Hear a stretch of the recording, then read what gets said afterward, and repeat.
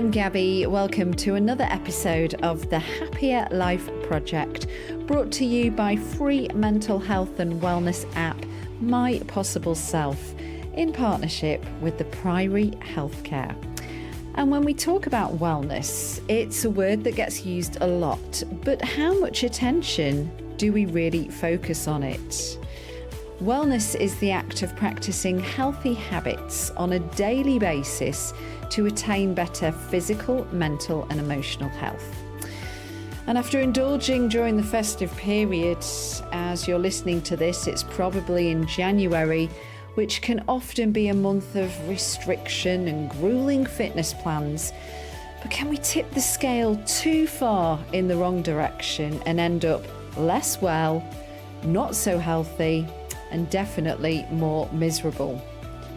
Fitness model, personal trainer, creator of the Crockfit app and health and fitness influencer, Alex Crockford has a refreshing perspective on how we can improve our overall wellness, taking care of our mind, body and soul in a sustainable, enjoyable and simple way. And this is a really special episode of the Happier Life Project because I actually got to sit down in person with Alex in a studio in London to talk all about what are the solid foundations for wellness. Does it have to be super complicated? We all know the basics, but I think we also all overlook quite a lot of simple stuff that can help us on our journey to living a happier, healthier life. So without further ado, here's my conversation with Alex Crockford about the foundations for wellness.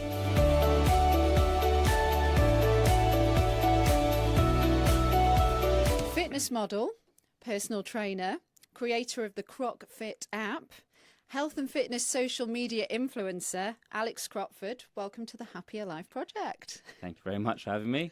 Lovely introduction. Thank you for being here in person. This is really nice. A lot of the podcasts I record for the Happier Life Project are via Zoom, so it's actually nice to see you in the flesh. Well, really similar to me. Doing podcasts is often online, so this is really nice for me to be in person. It's a bit of a treat, isn't it? Yeah.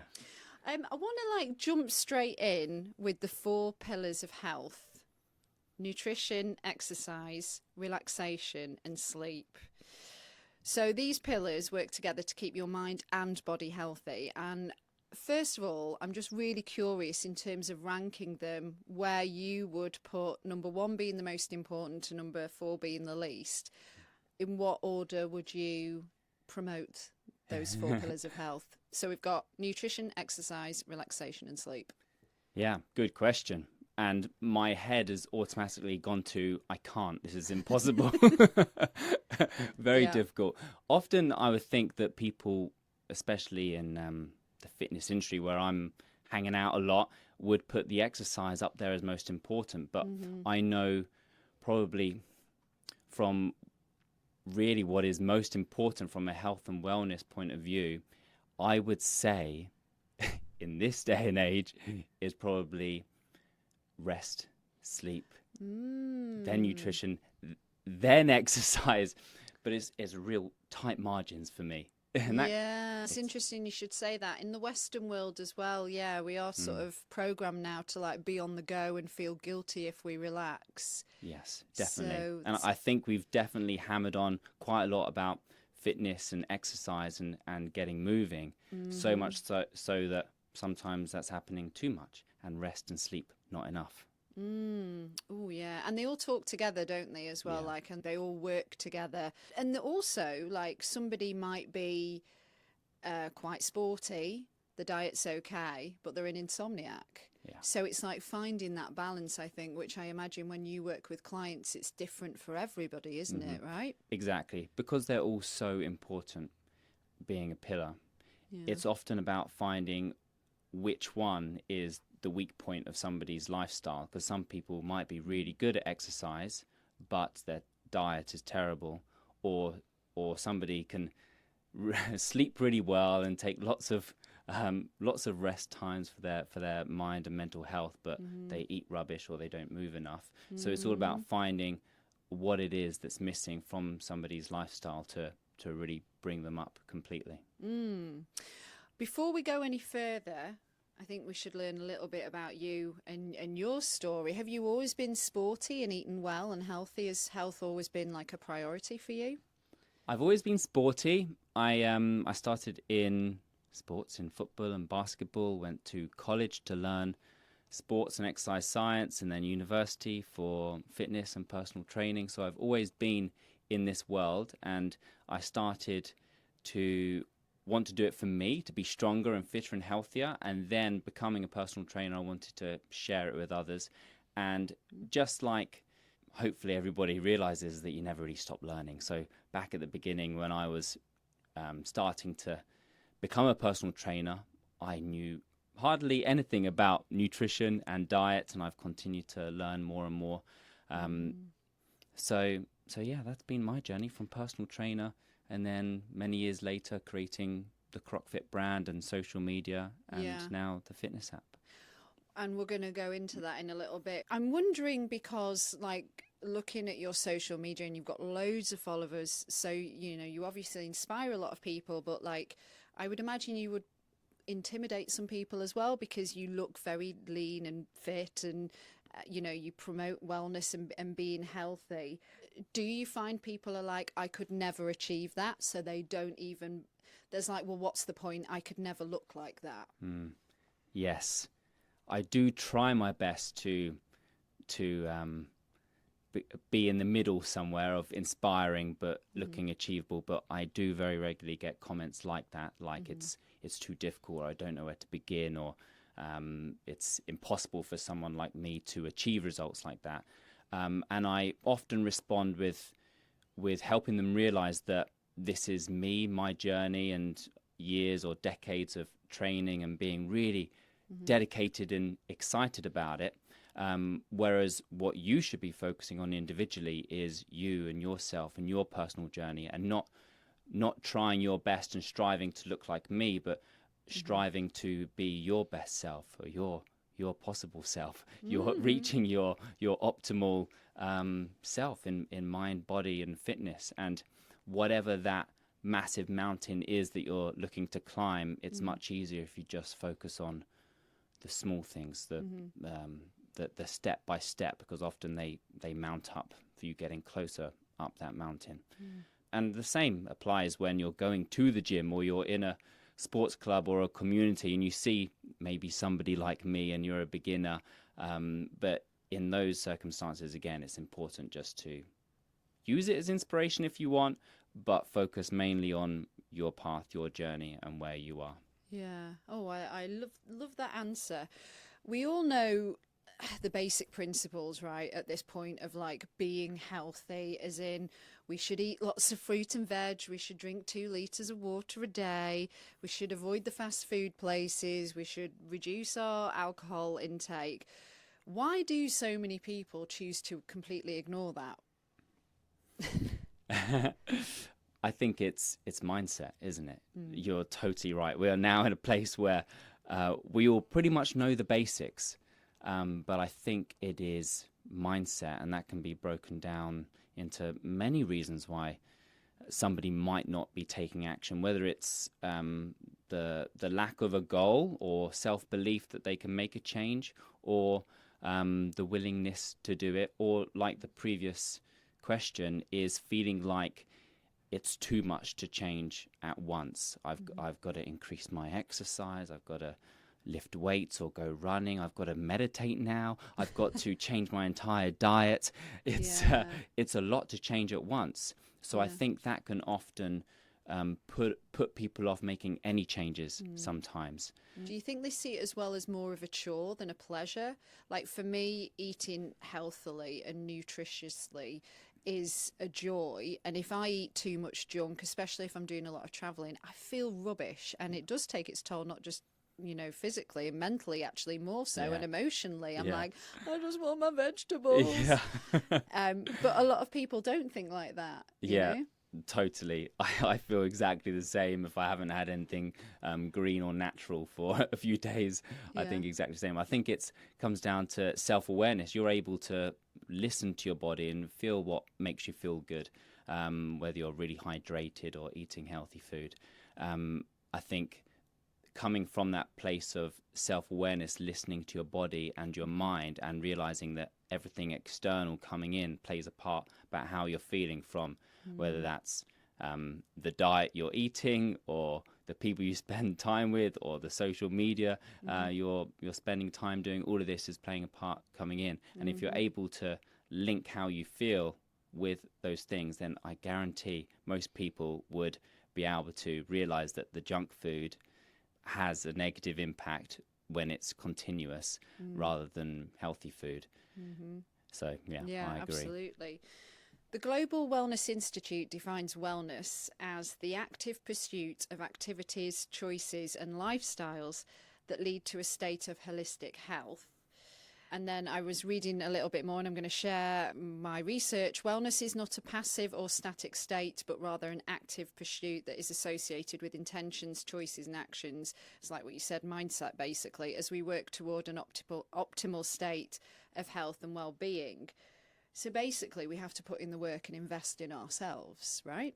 Yeah, and that it's ongoing. There's no final destination, which is what often people may think health or fitness or wellness might be, but that sentence to me said it's an ongoing pursuit, and that makes me feel more positive about it, because I know that I don't need to be perfect right now or tomorrow. It's about what can I do today to work towards something that is pushing me further down that line of the pursuit of holistic wellness.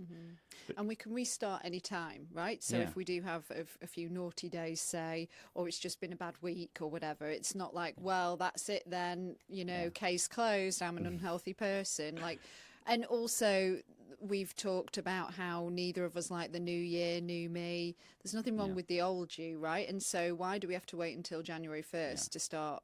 That's like, oh, well, I'll go nuts over Christmas time. And then in January, I'm going to restrict my food intake, put myself through a grueling fitness schedule. And then, come mid-January or late January, then a lot of people feel worse, right? Yes. I'm often talking about this topic all year round, but especially New Year, because this over strict restriction behavior only leads to one path, which is failure, falling off, and either binging or falling off of all your habits. And I've been in that cycle myself back in the early days of fitness modeling and going for castings and trying to look my best. I didn't have the best relationship with my lifestyle, with training and nutrition. So I know what it's like to overly restrict myself for weeks and weeks.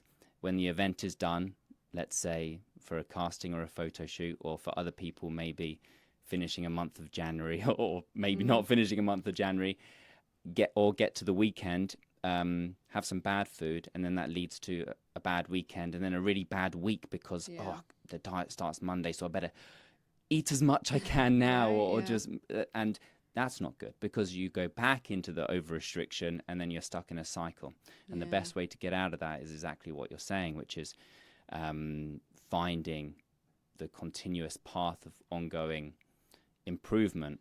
And you don't need a new version or a new you, and also enjoying the process. If you're restricting or working too hard or building artificial habits which are unsustainable, it's not going to be there in the long run.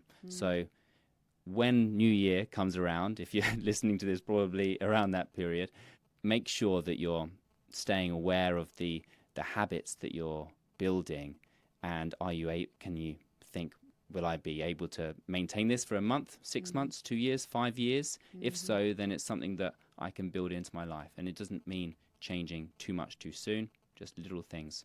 Sometimes January, people try to change everything. Yes, let's break down this more. I went down a bit of a rabbit hole, as I like to do when I start researching a topic, to break down basically this pillar of wellness model.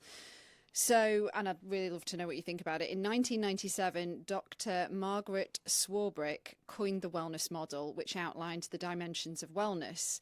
So this has been used as a base for what is often called the 8 pillars of wellness and refers to our physical, emotional, social, spiritual, intellectual, occupational, financial, and environmental wellness. So if we're looking at wellness as this like multi-dimensional machine in order to feel our best, then I'd love some examples on, we're not going to break down all 8, and I've kind of tweaked it a bit, but if we start with the physical, nourishing a healthy body in terms of that sustainability for people maybe not just starting out on this journey, but maybe restarting on this journey, where would you go? I would say, first of all, activity of some form to get the heart rate up, to be out of breath, to get moving. And that can mean anything to anybody, whether that's an hour of walking or cycling or swimming or jogging. And if you do that regularly to improve your heart health, as well as all the other aspects of the pillars, then that's one thing. And then secondly, to partner with that is some form of resistance training to build strength, to have muscle, to have a good metabolic rate, to prevent fractures and falls and gaining stability as you get older and things like this. So that doesn't mean bodybuilding in a gym. It can mean a whole variety of types of resistance training. That could also mean squats and push-ups and planks at home as you get older, or yoga or anything. I was going to say like yoga and Pilates, would that fall into that resistance training bracket as well? Yeah, exactly. Yeah. Good. Thank God, because I just can't see me lifting weights anytime soon. And it doesn't have to be. Back to those 4 pillars that we were talking about at the start in terms of health. So people who exercise regularly tend to do so because it gives them an enormous sense of well-being. They feel more energetic throughout the day, sleep better at night, have sharper memories, and feel more relaxed and positive about themselves and their lives. It's also a powerful medicine for many common mental health challenges. So regular access apparently has a very positive impact on people that suffer from depression, anxiety and ADHD. It also relieves stress, improves memories, helps you sleep better. I've already mentioned that, overall mood. But yet everybody, no matter where you are on your fitness journey, struggles with, I can't be arsed today. So like in terms of motivation, and again, it's like we know moving our bodies is good for us, but like especially in those like winter months and, January, February, March, when it's like dark early and stuff, like there's a lot of, well, I should do this, but I can't be arsed. Let's watch Netflix instead. Yes. I agree. And I've spoken to a lot of people already with the winter months approaching and the shorter days. I think it's doing your best to limit the barriers to entry. So if your old routine used to be getting out and going to the gym, which is a 15-minute drive away or something like that, but now you feel like just being cozy and you can't be asked to go out, is not just holding on to your old behavior, but seeing if there's a different thing that is going to be better for you to access yourself right now. So adjusting if it means that you're going to do it by limiting the barriers to entry. But also sometimes it's overwhelming going back to like the small steps with the overall habits. It's the same with exercise as well, is if it's like a whole full 1 hour workout or something that's not very enjoyable for you, then you're going to find all the excuses you need to not do it, versus something really small that you think, oh, this will just take 5 minutes. And more often than not, that 5 minutes actually, once you've got started, that then inspires you to do a lot more. Because what I find when you commit to something small, it then inspires you to think, oh, well, I can do that. And then you then have this snowball effect of wanting to do the next healthy thing for yourself. And then in terms of like moving our bodies for our mental and emotional health, some different exercises that go beyond the kind of physicality, yoga, obviously, dancing, Tai Chi, these kind of activities can help. I think swimming is good as well, because you can get quite meditative in that. Yes. if you can stand the cold. Well, I think that's it. The ones you mentioned are a bit more of a meditative state where it's aligning your mind and your body as one, rather than just doing push-ups to gain chest muscle, which is fun for me. But it's also doing the yoga and the tai chi and the swimming. You're able to really find that connection with yourself and your breathing, and like you said, that's shown to really improve your mental and emotional well-being. What's your personal favourite type of exercise? What do you love to do the most? Oh, God, it's really hard to answer. I do a whole variety. Right now, I'm really enjoying home workouts, 30-minute strength and HIIT workouts. But every morning and every evening when I can, I'm loving a bit of yoga or just a standard stretch routine, which is very important in my routine, which I really enjoy that time. But then again, I've really enjoyed my periods of time where I'm in the gym, weightlifting as well. But something that is underrated, I think, is sports and playtime. And often I've spent so many years just doing fitness for fitness and exercise that I've recently enjoyed getting back into tennis and golf. And I've realized that I'm so much more present. It's great for my overall emotional and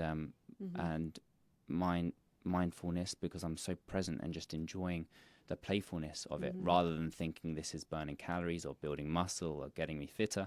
It's more of an actual enjoyment. Well, you've just perfectly segued into the next kind of pillar or foundation, which is communities and social, connecting and engaging with others and our communities in a meaningful way. So I think this is the perfect time to talk about crockfit and tell us all about that and how it begun. And I've seen on your Instagram and stuff, you definitely are cultivating community there.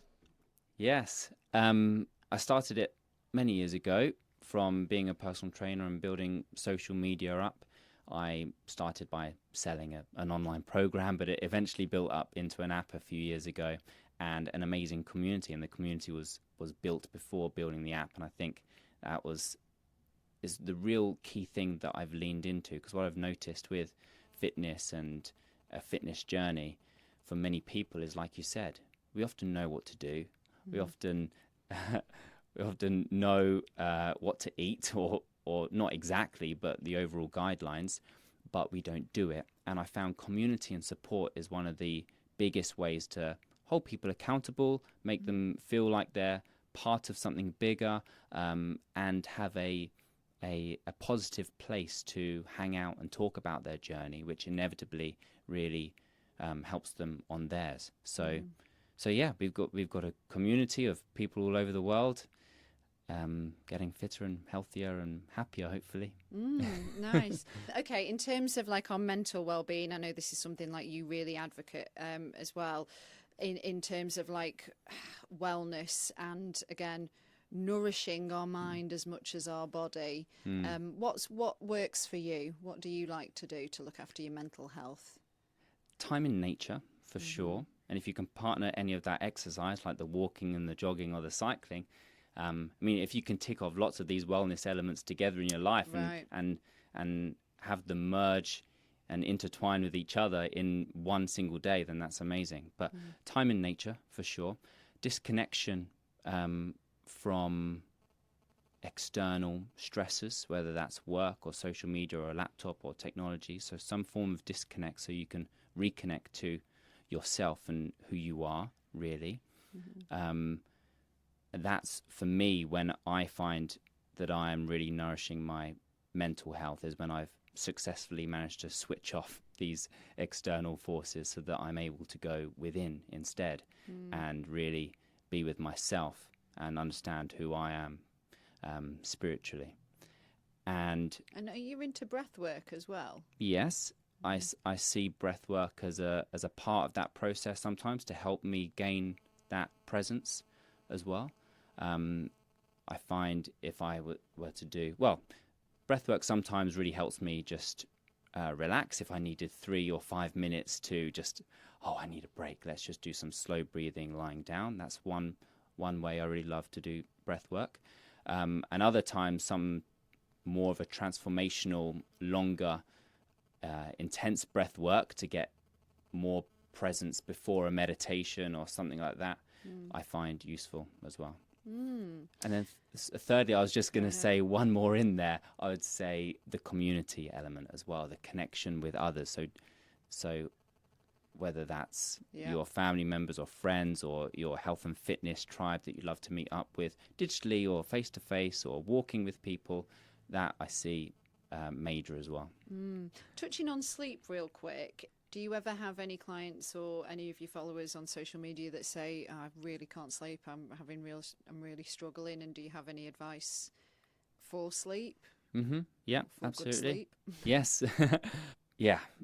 I think sleep is all about the routine, approaching the evening and also the morning. It's not just the process of getting good sleep during the night. It's the whole 24 hours a day that impacts that sleep. So your nutrition, your circadian rhythm, which is all about you being consistent with the time that you go to bed and the time that you wake up, but also getting in sunlight as well, not just waking up staring at a screen and then powering in the caffeine, but getting out, getting sunlight, even if there's not much, or at least getting outdoors, or at least not staring at a screen immediately.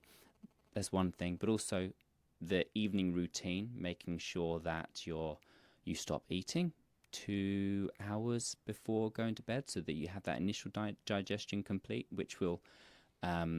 I think many people struggle with that, myself included. Yes, if we're late night eating and then trying to go to sleep, you might still get to sleep, but the initial phase of your sleep might not be as high quality if the body's focusing on the digestion rather than the recovery the body is needing. So I'd focus on that. The caffeine, making sure that we have a good 1 or 2 p.m. cutoff so that we start to get caffeine out of our system by the time we're going to sleep. And then is the wind down process. It's very, very common for me included to be just smashing the work and the technology stuff all the way up until bedtime, and then put my head on the pillow, and either I can't sleep because my brain is wired and my mind is wired, or my system is awake because of the light, or I do fall asleep but I still feel really groggy and nasty in the morning either way. So it's hard when you're working hard and you're either in business or you're at work, but really trying to get that hour before sleep that you can dim the lights, not look at screens, try to either do your meditation or reading a book or having a bath or something, because that will really, really improve your sleep. I've noticed, like, I don't ever do it, but there was 2 nights last week where I watched Netflix in bed, and it was like you end up you watch one episode and you end up watching another one, that old classic. So I went to bed maybe just like an hour later than usual, but I slept terribly both nights that I didn't. I was like, right, that's it, I'm not doing that again. I noticed straight away that my brain was completely wired. I don't usually take my laptop into my bedroom. It's very tempting sometimes, and then once you get started, that's it, slippery slope. Okay, I want to move on to nutrition, which is another very big one. Emotional eating and binge eating. I think a lot of people struggle with this as well. And then the more you think about the food that's in your cupboards, myself included, it's like, I've opened up this packet of biscuits. I know they're still there. Oh, maybe I'll just have one more. Oh, if I make a brew later, maybe I'll just have a couple more. And then again, you're on that slippery slope. Any tips for discipline and resistance? Yeah, my mind's going off in many directions. First, I guess, similar to what you were saying before, that it's progress over perfection. So first of all, realizing that having a perfect diet isn't possible and that you are allowed to not be perfect, so that hopefully prevents binging so that you can be perfect tomorrow once you've messed up a little bit. So reframing that in your mind is really important, first of all.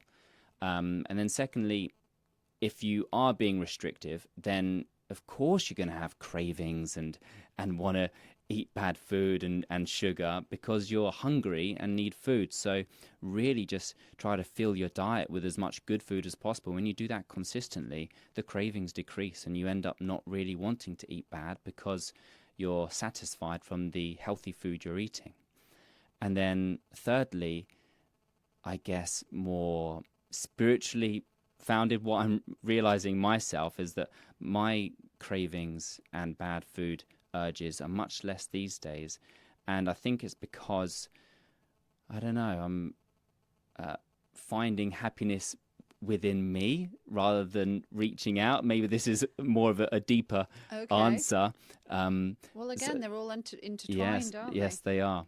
And often emotional eating, we're just like any form of reaching out, whether it's procrastinating from work or any unhealthy habit. Emotional eating is often to fuel something that we're not happy with confronting right now. And when you confront the real problem, however hard it is, you're able to process that, which is difficult, and then you're not reaching for the unhealthy habits. Yeah, I mean, I'm going to bring this, I don't want it to make it all about me, but I'm going to bring it up because I think it's relevant. Like for me, well, two things: boredom. Yeah. Then that will make my mind wander to, if I'm doing a tedious task, then that'll make my mind wander to, a bit of a sugar hit because I've got a sweet tooth. And also now, post-pandemic, a lot of remote working. So you're in the house and you could be like, a couple of meters from your cupboards and fridge. Yeah. So again, it's like calling your name, no? Yeah, definitely.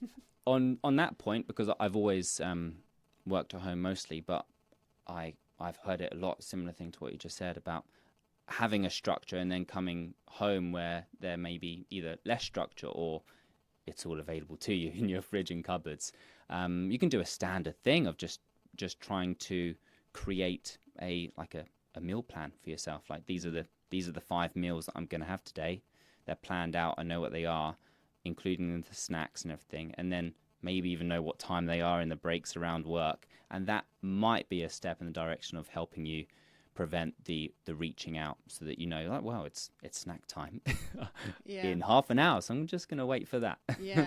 That's helped me. What about healthy snacks as well? Like if we just know we're a snacker, because some people are. What would your go-tos be if you fancy a bit of an energy boost and you don't want to reach for a chocolate biscuit, say? Yeah. If you're a grazer and a snacker, that's fine. Just have the healthy things available.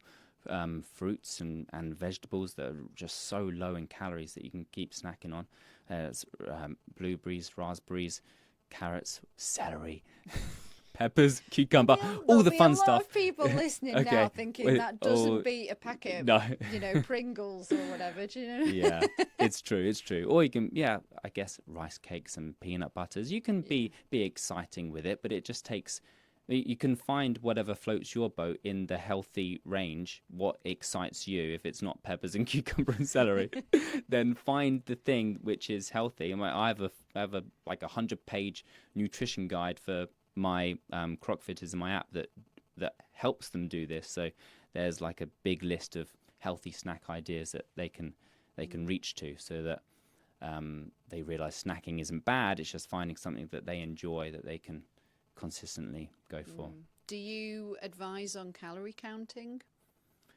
Dependent on the person and the goal and their mental approach to it. I think it's great. I love it. I have gone through a process of maybe being slightly unhealthy around it, and out the other side that I have a really good relationship with it.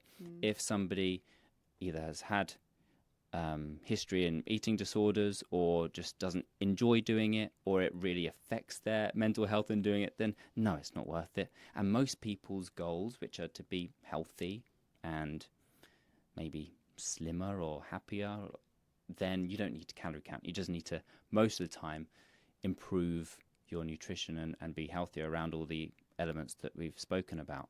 If someone's goals are to reach something quite specific, or more of a niche goal of building muscle or they really just want to lose 1% body fat or something, and they've lost a lot already, then the more specific the goal, the more specific the requirements. So I do often help people look at that if they're happy to do so. But it can be really focused on too much sometimes, that you can be eating the right calories from really just non-optimal foods, and you'd be getting better results if you just focused on healthier foods and not even calorie counting. Yeah. And I think a lot of times the goals are unhealthy ones as well, aren't they? Or not necessarily what they should be, in terms of, like you said, I want to lose X amount of body fat. Well, maybe that is a good one for some people, depending on your level of body fat. But I want to get down to this dress size. I want to fit in these pants. Versus I want to optimize my heart health, or I want to live for an extra 10 years, and the actual facts of eating nutritious food versus eating processed food. Exactly. And often when you focus on those goals of performance or health, the goals that shouldn't be your focus end up improving normally anyway. Yeah. My mum said to me, and I was really offended by it, we went on holiday recently, and she said, you eat like you're always on a diet. And I just love healthy food, so I eat a lot of fish and veg and fruits, and that's what I enjoy, but I don't restrict myself at all. But that's just the way I'm wired. And I was really offended by it, because I was like, I've never been on a diet, really. And I think a lot of healthy people will resonate with that, because when somebody who has healthy habits, who likes to choose healthy food over bad food on a regular basis, will often find themselves in a social occasion or family occasion to receive similar comments like that. And don't feel bad for the healthy choices you're making, for sure. Right. And often people see it as diet food, and you can see why they're always on a diet, because that's how they see that food. It's not diet food, it's healthy food that you should eat. Food. That you should eat every day. Like so many good fats as well, like Coke. Anyway, it's not, it's not about me. It's not about me. It is. How do you feel about supplements? Do you advise, should we be taking? I know this is quite, again, generally speaking. Yeah, it's a big industry, and it's confusing to know where to go with it.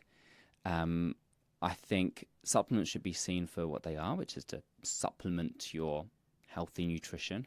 So I always advise people to focus on their whole diet or whole nutrition approach as one, rather than eat rubbish, but see which supplements can help me.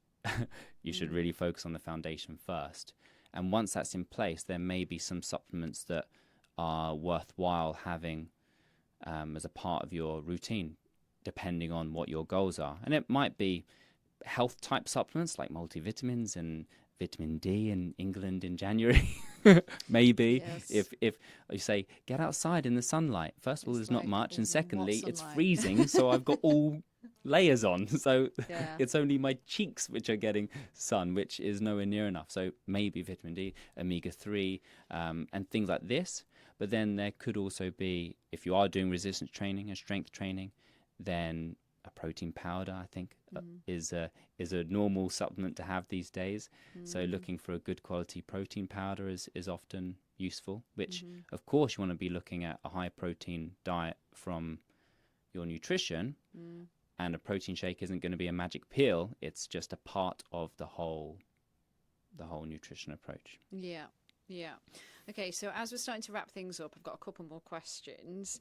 Again, going back to the fact that many of the people that listen to this episode, it will be in January when it's released, and, they're just basically fed up. They've tried these diet plans. They've OD'd on the mince pies and everything over Christmas, and all the parties and the drinking, and they're still getting the New Year, New Me stuff, and then they're just really fed up. Maybe they've fallen off the wagon. Maybe they're thinking about falling off the wagon. The spotlight is yours. What do you say to those people? Well, it's like summarizing everything we've just spoken about, really. Yeah, exactly. Go into something that you know that you're going to be able to do long term. You're going to enjoy it. Make sure there's a community element to it, so you're not going at it alone, but that you're with people. And to realize that you don't have to get all the results in 1 week.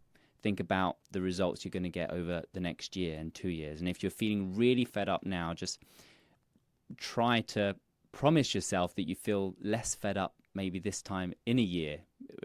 Even if you do splurge out, that you don't feel negative about it, because you know that your healthy habits are in place and that you have full faith and trust in your lifestyle, that you know that you could eat bad or not exercise for a week and it not matter, because you know your lifestyle and your routine is powerful to you. But lastly is to look at all the pillars of wellness that we've looked at today as all connected and merged together. So it's not nutrition by itself and workout by itself and meditation and nature all as individual elements, but how to bring them all together in one so that they're a part of your life, because they really do massively help.